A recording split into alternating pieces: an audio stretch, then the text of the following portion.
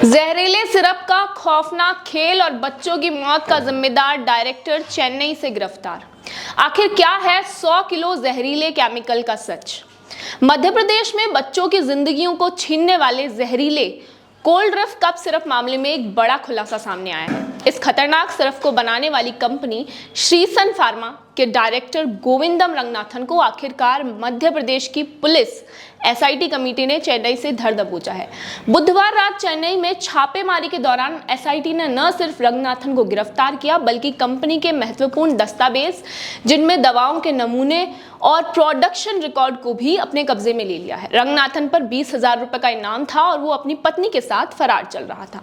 चेन्नई बेंगलुरु राजमार्ग पर उनका 2000 वर्ग फुट का आलीशान अपार्टमेंट भी सील कर दिया गया है, जबकि कोडम्बक्कम में उनका रजिस्टर ऑफिस बंद पाया गया। छिंदवाड़ा एसपी अजय पांडे ने बताया कि एसआईटी रंगनाथन को चेन्नई कोर्ट में पेश कर ट्रांजिट रिमांड पर लेगी और इसके बाद उसे छिंदवाड़ा वापस लाया जाएगा।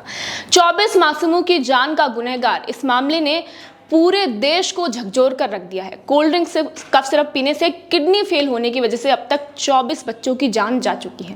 ताजा मामला छिंदवाड़े के पचधार गांव का है, जहां 3 साल का मासूम, जिसका नाम है मयंक सूर्यवंशी, ने बुधवार को रात को नागपुर मेडिकल कॉलेज में इलाज के दौरान दम तोड़ दिया।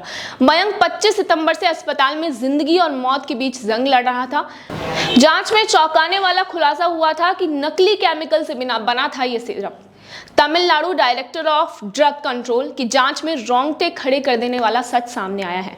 कोल्ड ड्रिफ्ट सिरप को नॉन फार्मास्यूटिकल ग्रेड के जहरीले प्रोपिलीन ग्लाइकॉल से बनाया गया था। कंपनी के मालिक ने मौखिक रूप से कबूल लिया है कि उसने 50-50 किलो के 2 बैग यानी कि कुल 100 किलो जहरीला केमिकल खरीदा था।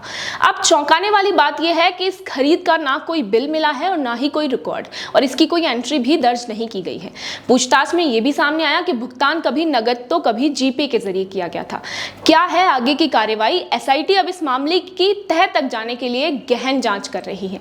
रंगनाथन से पूछताछ में यह पता लगाने की कोशिश की गई कि आखिर इस जहरीले सिरप का जाल कितना बड़ा था और कितने बच्चों की जिंदगी को खतरे में डाला गया था। इस बीच देश भर में दवाओं की गुणवत्ता और फार्मा कंपनियों की जवाबदेही पर गहन सवाल उठ रहे हैं। मासूमों की जान से खिलवाड़ करने वाले को बख्शा नहीं जाएगा। यह मामला सिर्फ एक कंपनी की लापरवाही का नहीं बल्कि बच्चों की जिंदगी से खिलवाड़ का है। लोग अब सवाल उठा रहे हैं कि आखिर ऐसी कंपनियों पर नकेल कसने में इतनी देर क्यों की गई? क्या इस त्रासदी को रोका जा सकता था? क्या कोई ठोस कदम पहले उठाए जा सकते थे? जांच का दायरा बढ़ाने के साथ ही इस सवाल का जवाब भी अब जल्द मिलने की उम्मीद हम करते हैं।